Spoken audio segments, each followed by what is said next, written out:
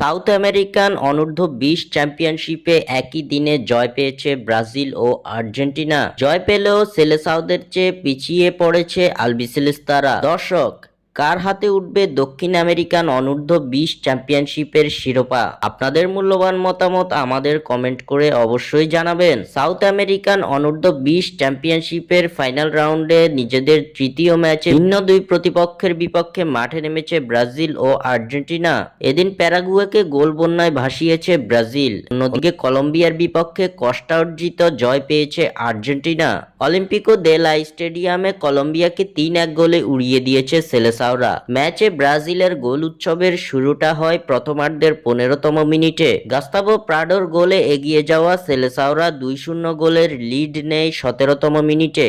Striker রায়ানের গোলে 2 মিনিটের ব্যবধানে 2-0 গোলের লিডের দেখা পেয়ে যায় নেইমারদের উত্তরসূরিরা। এর কিছুক্ষণ পর অবশ্য একটি গোল হজম করতে হয়েছে সেলেসাওদের। প্রথমার্ধের খেলা ব্রাজিল শেষ করে 2-1 গোলে এগিয়ে থেকে।